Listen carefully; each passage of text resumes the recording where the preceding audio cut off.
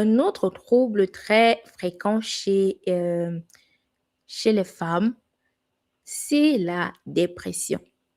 On entend souvent parler de dépression un peu de partout. Oui, vous entendez souvent des gens dire: «Oh, mais je suis déprimé.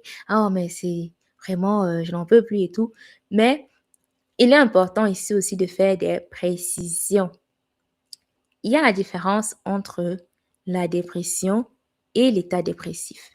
Plusieurs personnes, lorsqu'elles disent: «Oh, mais je suis déprimée», en fait, elles sont dans un état dépressif, qui est un état aussi normal, c'est passager en fait. Alors que la dépression, c'est une maladie, c'est vraiment quelque chose de très grave.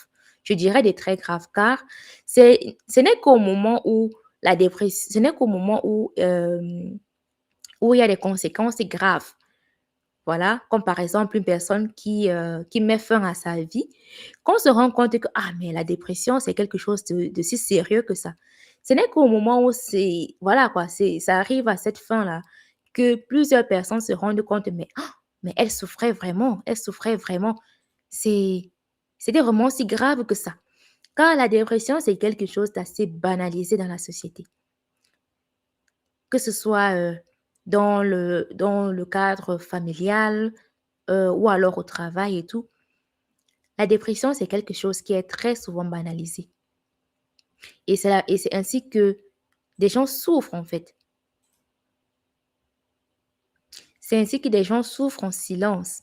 Et ce n'est que lorsque le pire arrive que certaines personnes, parfois aussi de manière, euh, on me dit ça comment?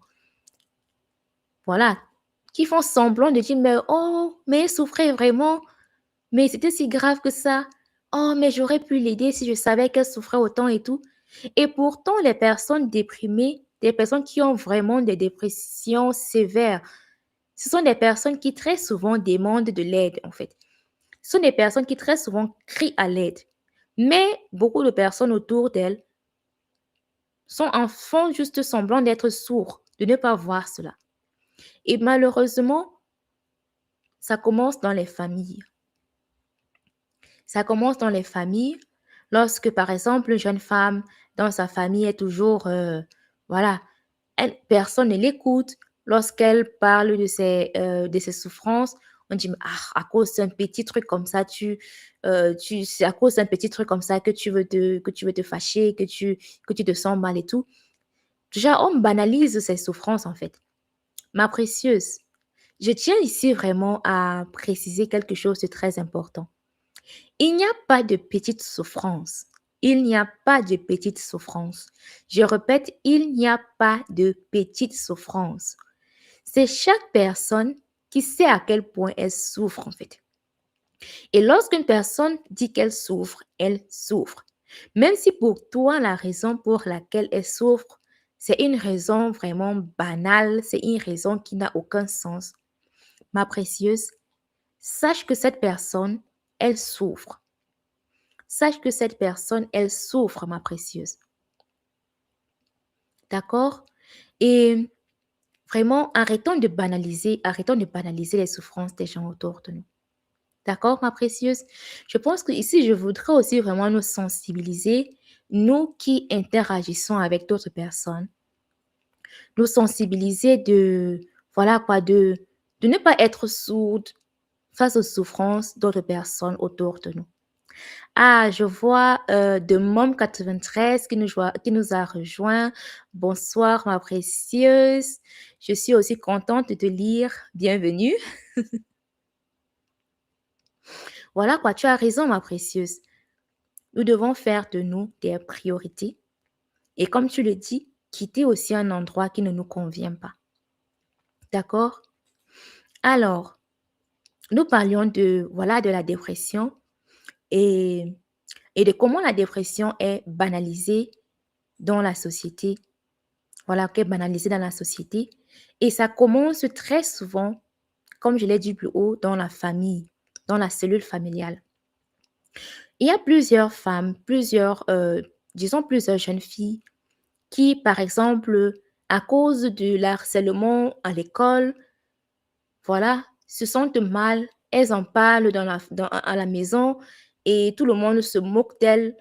Voilà, tout le monde se dit, mais c'est juste à cause de, voilà, c'est juste parce que ta camarade de classe t'a parlé ainsi que tu te sens mal. Voilà, ce sont ce genre de commentaires et personne ne lui donne des armes, des outils pour pouvoir sortir de cette situation-là. Personne ne lui donne vraiment des armes, des outils qui lui permettront de se défendre en fait. Voilà, de mettre, voilà, disons, de sortir de là parce que la dépression, malheureusement, les causes de la dépression, malheureusement, sont déjà aussi dans la petite enfance.